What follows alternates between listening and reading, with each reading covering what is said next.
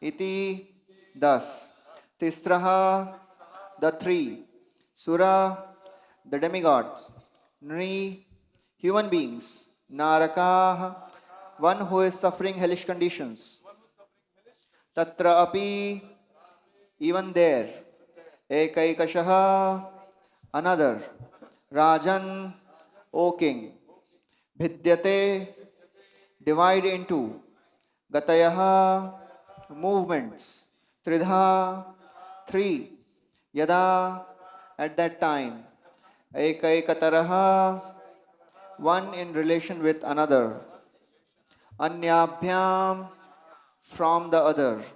Swabhavaha, habit.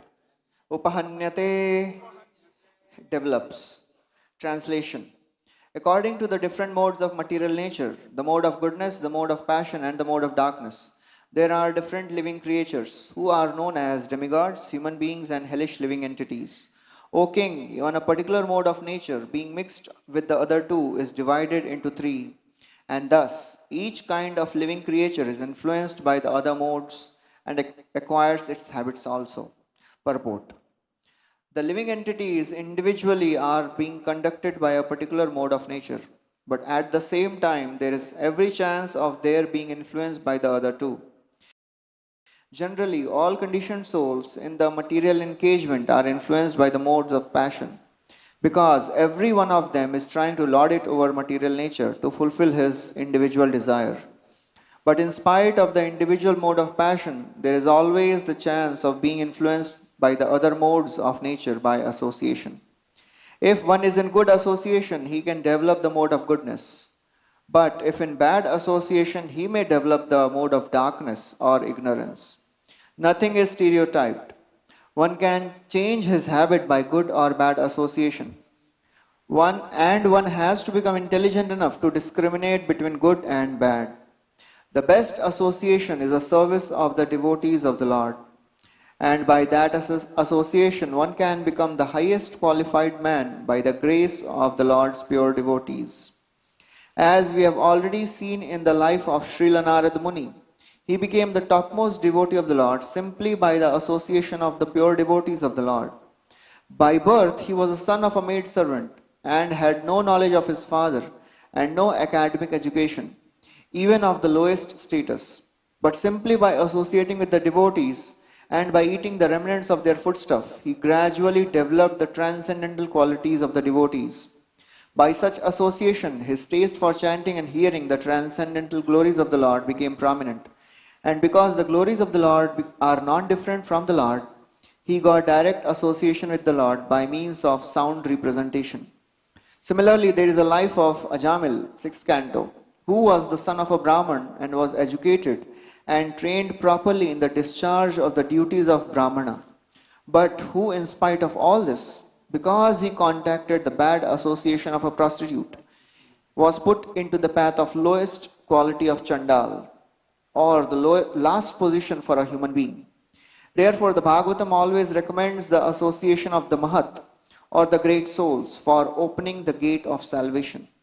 To associate with persons engaged in lording it over the material world means to enter into the darkest region of hell. One should try to raise himself by the association of great soul. That is the way of perfection of life. Hare Krishna. Om Jnanatimirandhasya Jnananjanashalakaya Chak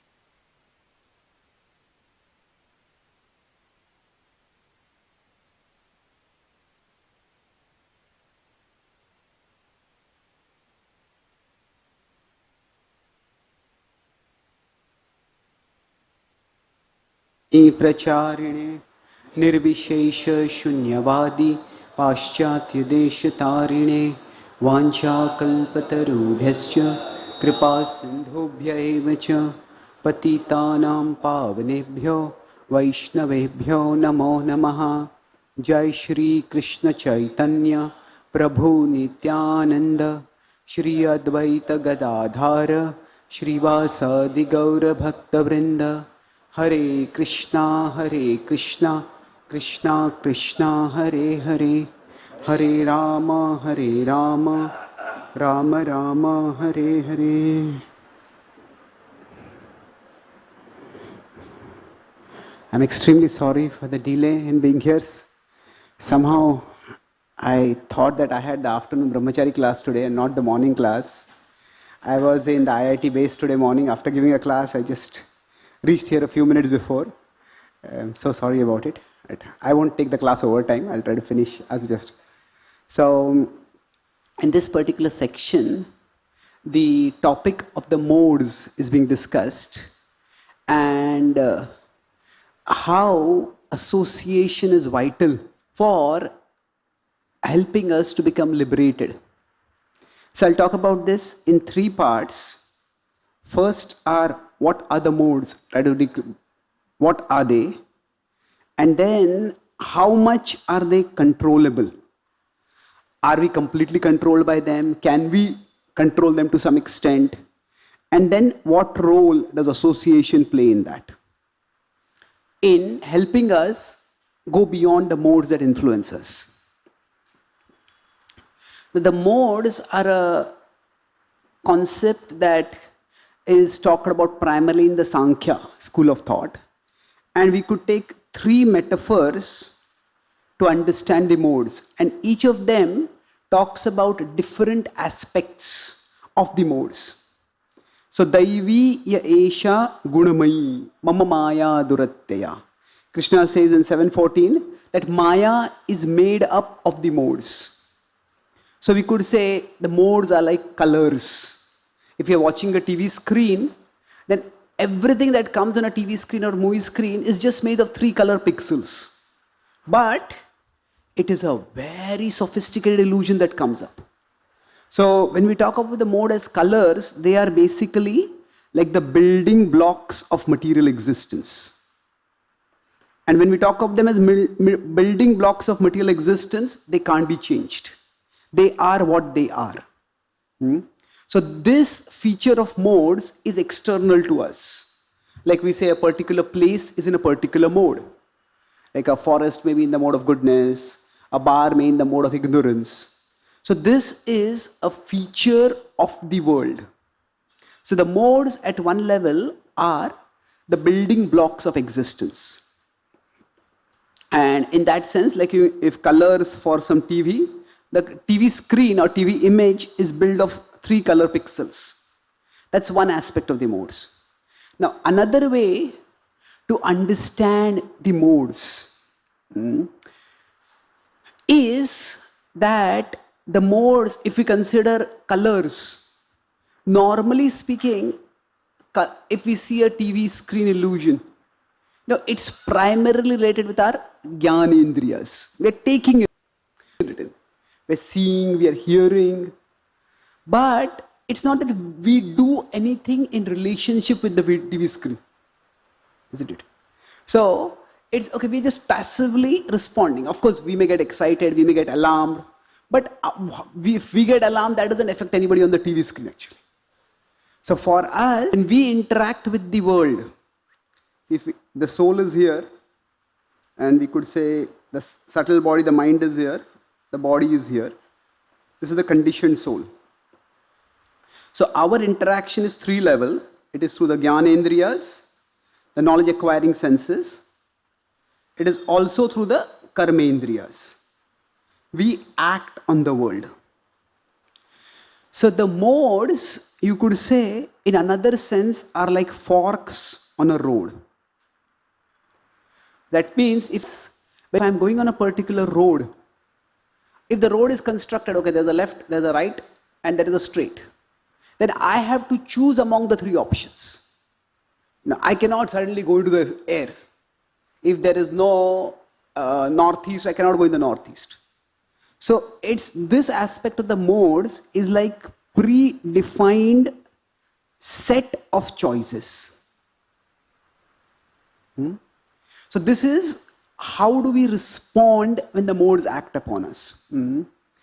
And the modes act on our jnanendriyas, they act also on our karmendriyas. Prakriti kriyamanani gunai karmani sarvashaha. So the 3 modes, they provide us a set of options. Now this is slightly different from the common. Now in both of these cases, if we consider like a TV or a video game, in a TV we are just watching, in a video game we are also playing. So if we consider a video game example over here, in a video game the player has to choose, but the player's choices are set between a particular range of options. So that's all that the case. So video game where we have a set of choices that we can make. But the video game exists out there, I am here, I can choose to play it, I can choose not to play it. But the modes don't just exist out there presenting us illusions. The modes, the most common metaphor is ropes. They don't just exist out there, they pull us. They pull us in particular directions. And at the ropes, there are many verses, Nibadnati, 14.5, when Krishna introduces the modes. Sattvam rajastamaiti gunaha prakriti sambhavan nibadnanti mahabaho. They bind us, they pull us in particular directions. So this is where there is a certain amount of impelling comes in. It's like in the first two options, okay, we are going along the road, there's a shop, and outside the shop there are a set of sweets being displayed or a set of wares being displayed. It's up to us to go in there or not. But imagine if in that shop there is somebody with a lasso and they throw the lasso in, zoop, pull us inside. So the modes have this third element also, that they are like ropes which pull us in particular directions. And that's why our bondage, Krishna says, Asha Pasha Shatair Baddhaha. We are all bound. But our bonds, they are not like a prisoner's shackles. Now when a prisoner is shackled, the prisoner gets tied to one particular place and the prisoner can't move. So our bonds are more like a puppeteer's strings. The puppeteer is making the puppet move, and the puppet may be moving very fast also, but the puppet is not in control. So the bonds are like this for us. So the modes are like ropes which make us dance. So when Rajoguna takes us over, we act in a particular way. When Tamoguna takes us over, we act in a particular way. So now among these three, the first and the second, these will continue to exist. Urdhva Madha Shakam Ashwatham Prahur Avyayam. The tree of material existence is imperishable. So these two aspects of the modes are never going to change. Now we can say society can change, and in some society the modes of Tamoguna may be more, in some society the modes of Sattva-guna might be more. That's possible. But overall these three modes are going to exist and the corresponding options are going to exist. But the third option, so the starting question was 1 and 2, these are uncontrollable for us, largely speaking. But the third is what is controllable. And that's why in that same Urdhamula Madha Shakam, it says that Asanga Shastrena Drudhena Chitva. Asang, it's like a with the sword, with the weapon, with the axe of detachment that cut off this tree. So we don't, and Chakravarti Pad explains in commentary that we can't actually cut off the tree itself. We can cut off our bondage to the tree, that we are bound to the tree. Now this word Asanga Shastrena Drudhena Chitva, in 15.4 it comes. It is very strikingly related with the 13.2, Purusha Prakritistohi Bhungte Prakritim Jan Gunan Karanam Gunasangosya. So Gunasanga and Ga. That it is Gunasanga which binds, and it is Asanga which will freeze. So it is to the extent we are attached, to the extent we have the desire to enjoy. Bhungte Prakriti Jan Gunan. To that extent we get bound. So now the modes, so in that sense, these three features, if we talk about what they are doing is, the modes influence us externally in terms of providing us options, and the mode influences internally in terms of pushing us towards certain options. Now, then, do we really have free will? And how much is the range of our free will? So basically, when we say the modes push us internally, how do they push us internally? It is that they impel desires inside us. So say if a person is passing by a bar, and that person is an alcoholic, it's possible that the person may not drink, but it's highly unlikely because the bar exists out there, and inside the influence of Rajoguna, Tamoguna is there, and that will push that person. So in one sense, the modes are like a very sophisticated prison, wherein from outside there are forces that allure us, and from inside there are forces that allure us. So what is the way out? Now, there are many aspects to it, but the key is that what do the modes do? They do many things, but we can say one focus is they influence our desires. They trigger certain desires within us. And if the modes are triggering desires within us, how can we have an alternative desire? So the modes are outside, the modes are inside. Can we have a desire? Is it even conceivably possible to have a desire different from what the modes are pulling us? Modes are prompting us toward. If not, then there is no hope for us to be liberated. So the key thing over here is that it is very rare that a person is influenced only by one mode entirely all the time. That a person may prominently be in Tamoguna, but even a tamasic person may have some rajasic times. Sometimes may even have some movements of sattva. So that's why the three modes Krishna says that they are in a competition. Rajastamay, sattvam, rajastamay, no, that what? Rajastamascha vibhuya sattvam bhavati bharata. So there is competition among the modes itself. So what happens is, and therein lies our opportunity. It's like, when Shivaji Maharaj was trying to build Hindvi Swaraj, India had been ruled by multiple Islamic rulers at different times. So there were fights among various Islamic rulers only. And Shivaji Maharaj used that opportunity.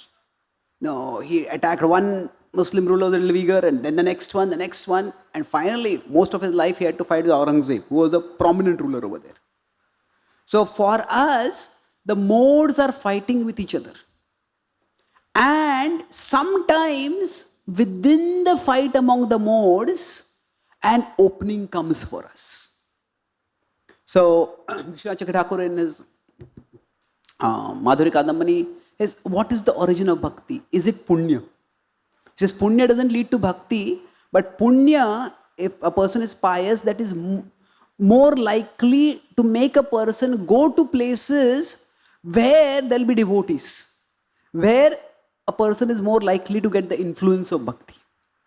So basically, we could say our desires, so this is the last part I'm going to talk about. How does association affect us, and how does it open the doors to go beyond the modes? So normally we think of desires as linear. Linear means that I am here, some sense object is here. So I look at the sense object and I get the desire for that object. So if we see something, hey, that's a gulab jamun, I want to eat it. That's a pakoda, I want to. Pakode ne mujhe pakad liya hai. So the idea is that normally our desires are linear. And that is true. But fortunately for us, all our desires are not necessarily linear. Our desires are also triangular. Triangular means that I am a person here and this is another person. So by seeing the object, I may not get the desire. But by seeing someone else interacting with that object, maybe enjoying that object, I may get that desire. I think I may have used this example. When I first went to Australia, a devotee had invited me to the home for prasad. And then they said, for dessert, we have got baklava. So how many of you know what is a baklava? Well, a few of you. So anyway, to the Indian ear, at least to my Maharashtrian ear, the sound of baklava doesn't sound very sweet. So I said, maybe later. There's another devotee who had come with me. And he said, I would like to have. And he took the baklava and he was eating, closing his eyes and relishing it. When I saw him, I said, can I also have one? So it is that there's no linear desire, but there was a triangular desire. That's why companies spend so much on endorsements. Now generally for rajasic objects, often the linear desires come up because they look visibly attractive. But for sattvic objects, the linear desires may not come up. Not many people just pass by a gym and think, oh, I want to start exercising. But if they say someone coming from the gym, a friend is looking very healthy, looking very fit, hey, maybe I should also start doing some exercising. Not many people see a Bhagavad Gita, and even if they get a Bhagavad Gita, I want to read it. People take Bhagavad Gita as it is and keep it as it is. But if they meet someone who is filled with insight and joy and excitement about studying the Bhagavad Gita, they think, what is there in this? I want to know more about it. And that's how they become attracted. So, for us, desire for Krishna, it will primarily be awakened through association. So somehow, within the fold of the modes, we are under the control of the modes. It's not as suddenly we can come out of the modes. But somehow, while we are within the control of the modes, if somehow we can get to associate with the devotee, and in that association, the devotee injects a spiritual desire within us, then that is what moksha dwaram apavritam. That is what opens the doors to liberation. So, now that is where the expertise of a devotee is, if we consider sattva, rajas, tamas to be different lanes in the pathway of the world. So now, different people, a person might be going on sattva, a person might be going on rajas, a person might be going on tamas. So ideally, if we consider a devotee, especially exalted devotee, is transcendental. But the devotee extends themselves to manifest the presence in all the modes. Like Prabhupada went to America. There, America at that time was considered degraded by traditional Indian people. But the hippies were considered degraded even by Americans. But Prabhupada went there. And Prabhupada made himself available over there. Now, the hippies were not all tamasic. Just be careful to understand this, that many of them were spiritual seekers, but they had been misled into believing that drugs will take us high. Drug will make us spiritual high. So, Prabhupada came in their pathway and he elevated them. So, Jagannatha Swami, Nayanapathagami Bhavattume. So, our Nayanapath, our eyes will go where they go according to the modes. The modes that are influencing us internally, the modes that are present in the world outside. But if we are somehow fortunate, Brahmanda Brahmite Kona Bhagyavan Jeev, then Guru Krishna Prasade Pai Bhakti Lata Bij. So on whatever path we are going because of the modes, somehow there's an interaction with the devotee. And if that happens, say somebody wants to succeed in life. I want to be famous, I want to be wealthy, I want to be powerful, I want to be successful material. Now we may say such a person has no spiritual desire. But if that person meets a devotee and that devotee is giving wisdom, maybe just sattvic wisdom about how to be successful in life, but with some spiritual connection, that will trigger. Somebody might be starving and their only thought is food. But if they come across somebody distributing food for life, they had no interest in Krishna, their despair is only, I'm hungry, I need some food. But they come across. So that is compassion. So in one sense, we are all going on the path determined by the modes. But if somehow we encounter devotees, association over there, that association can trigger spiritual desire within us. And those who accept that spiritual desire. I'll conclude with the last point. Prabhupada says, what is required for someone to come to Krishna consciousness? Prabhupada says one needs to be fortunate, he says in Nectar of Instruction, and intelligent. So fortunate means to get the opportunity. That okay, many people live and die without even coming to know that there is a higher purpose to life, there is a better way to live. To get the opportunity is fortune. To take the opportunity is intelligence. Now we cannot force people to become intelligent. If people don't have the opportunity, then we should see that that is my problem. If people don't take the opportunity, that is their problem. We can't do anything about that. So although the modes are influencing increasingly in today's world, but even within the influence of the modes, more and more people are exploring. And if somehow in their explorations they can encounter Krishna, and especially encounter Krishna in a way that triggers some spiritual desire within them, then their spiritual journey can begin. And that is what Srila Prabhupada did in the most extraordinary of situations, and that is what we all can try to do according to our capacities. So I'll summarize what I discussed. I talked about the modes and how association can free us from the modes. So I talked about three parts. What are the modes? So we talked about three metaphors. The first was the modes are like colors in a TV screen, or they are like menu options in a video game. So these are in one sense beyond our control. But then the third is that they are also like ropes. They pull us. So their control can either increase or the control can decrease. So that is up to us. And within that, the second point I discussed was that the modes, as far as the externals, how much can we change it? Maybe to some extent we can. We can try to rearrange society, have social reform by which modes of passion, ignorance, their manifestation less prominent. But that's not much in our control. But the internal influence, that we can change to some extent. And that is where there's a competition among the modes. There is a fight among the modes. And in their competition, there is an opening for us. So while maybe sattva is manifesting, if that time we cross the path with a devotee. And then what happens through devotee association is our desires, which are normally linear. Externally I see an object, internally the desire comes up and I get trapped. But desires can also be triangular.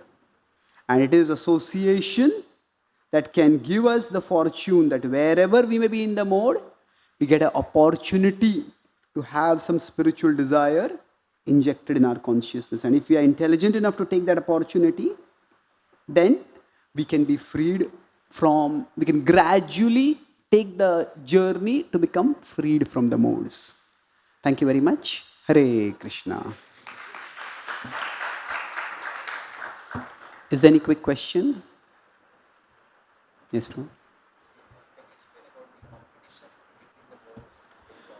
See, the competition between the modes. Say, for example, somebody is a student in college. Now, among students, there is a tug of war in their heart. Now, one is, I want to be an enjoyer. The other is, I want to be an achiever. And now, I want to enjoy means, I want to go to parties, I want to drink, I want to have fun. Others, I want to be an achiever. I want to become famous, I want to become wealthy, I want to get a big job. Now, neither of these may be spiritual. Maybe they want to enjoy, they want to achieve also so that they want to enjoy later. Hey, if I come first in class, if I get a good job, then I'll get a more attractive partner. So that achievement may also be for enjoyment. But still, you can say just wanting to enjoy in the moment, that is tamasic. Not worrying about anything else. But achieving, that is also not spiritual at all. And it may not be much sattvic also, because the achievement is also for material enjoyment only. But still, okay, I want to do well in this exam, so I'm not going to go for any parties. So there is a competition between Rajas and Tamas over there. And while from a spiritual perspective, Rajas and Tamas can be equated, or they are both considered something which you have to transcend. But Bhaktivinoda Thakur says that we should not equate the two from a material perspective. From a material perspective, Rajas can actually be an antidote for Tamas, which is like a poison. From material perspective, especially after I started traveling abroad, I meet Americans, and many of them have such troubled childhood. Maybe the parents were on drugs and things like that. Not all Americans are like that.